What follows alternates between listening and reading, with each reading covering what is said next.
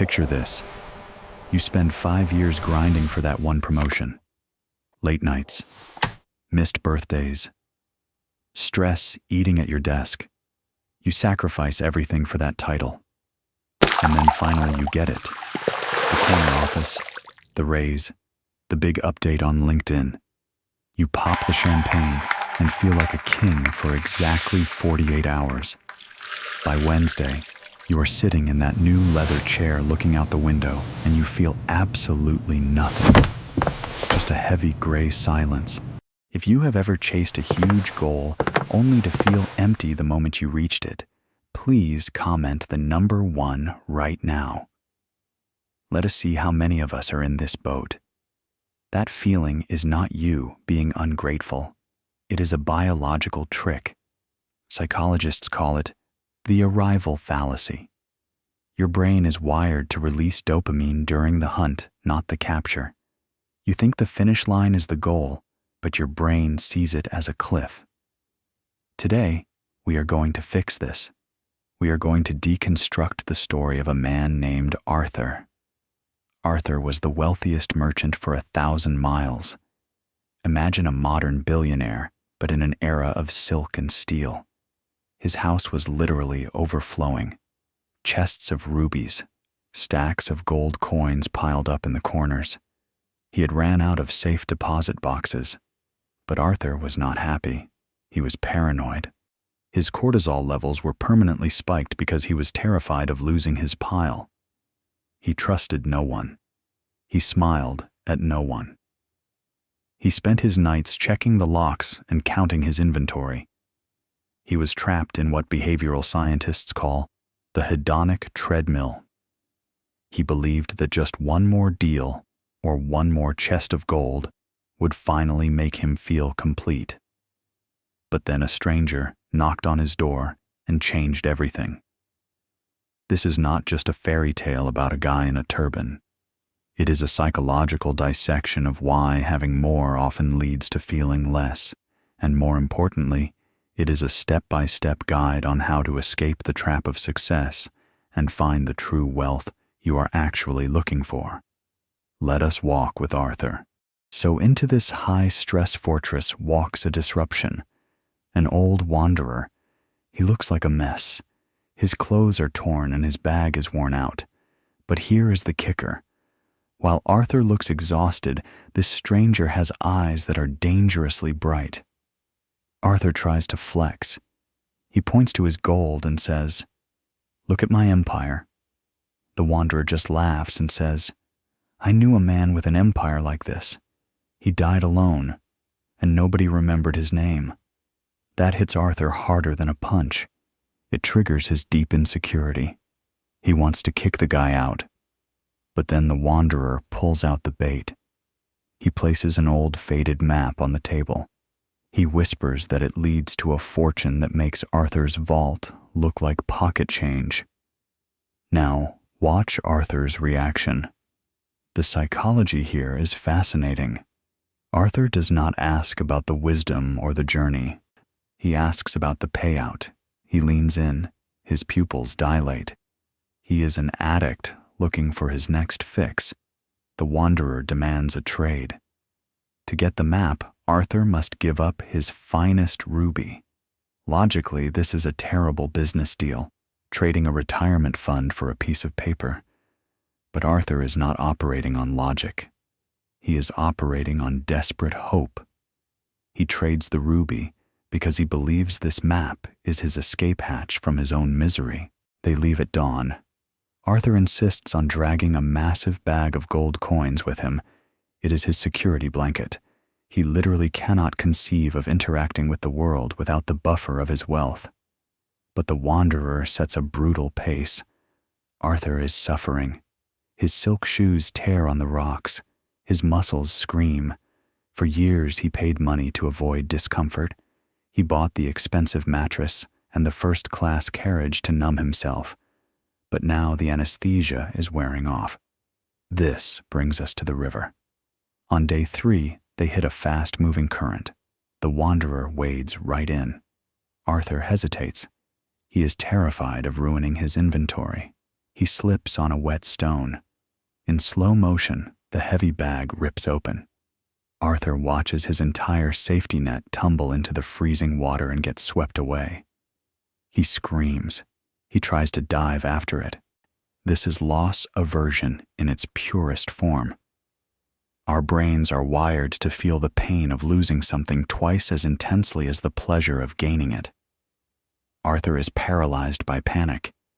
If you are rooting for Arthur to find the courage to let go of what is weighing him down, hit the like button right now.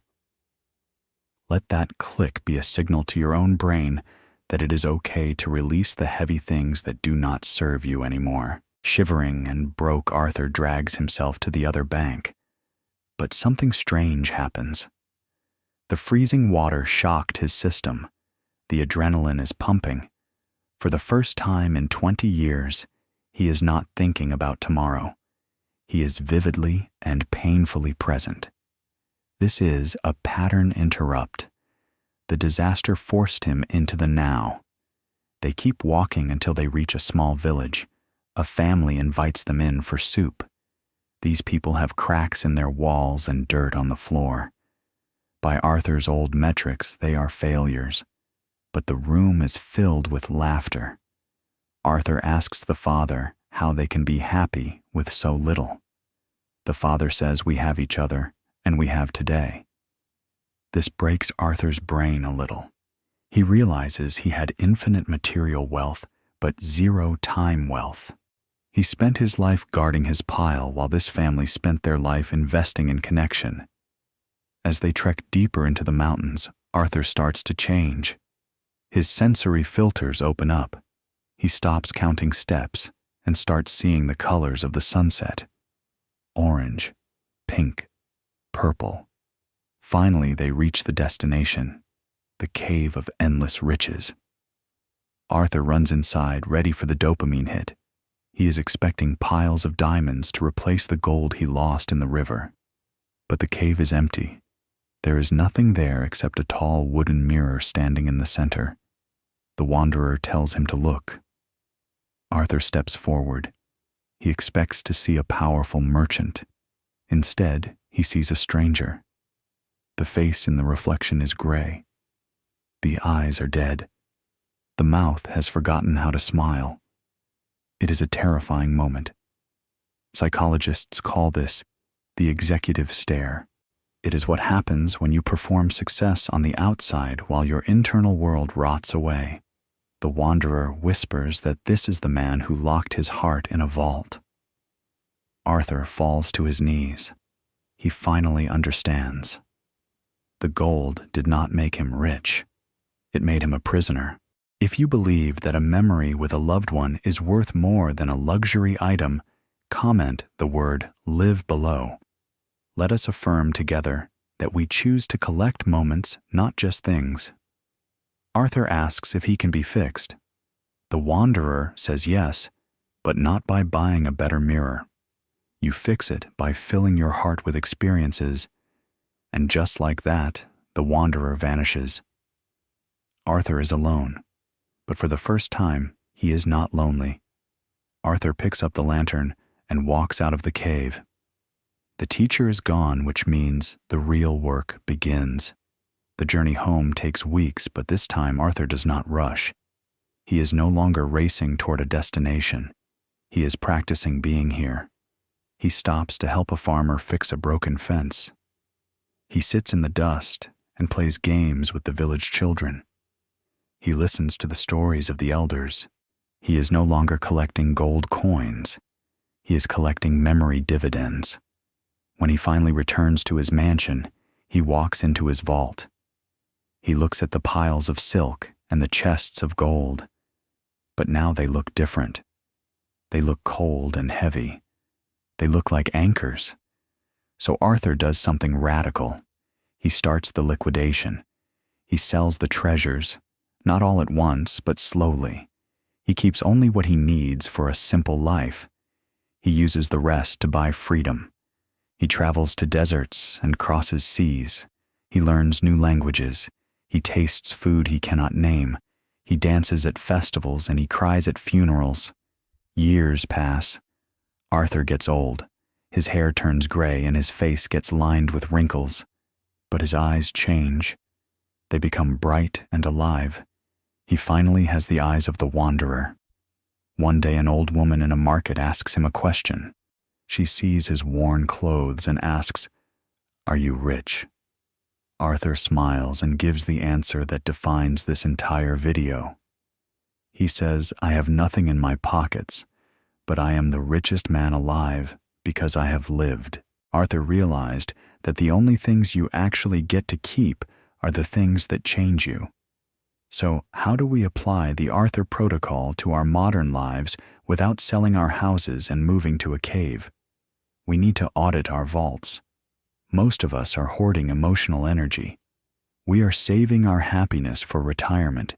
We are saving our relaxation for when the inbox is empty. But the inbox is never empty. The river keeps flowing. The science is clear. Things weigh you down, but experiences lift you up. A new car is exciting for a month, but a road trip with your best friends becomes a story you tell for 40 years. So here is your system to break the cycle of the arrival fallacy. Stop treating your life like a museum exhibit that you are trying to keep in mint condition. Scuff it up a little. Your homework today is simple. Do not buy the thing. Buy the moment. Take the trip. Have the difficult conversation. Eat the good food on a random Tuesday. If this story helped you see your own vault differently, please share this video with one person who needs to hear it. Send it to them with a text that says, "Let's go make a memory." That is the real gold. Do not wait for a wanderer to knock on your door. You already have the map. Now go out there and live.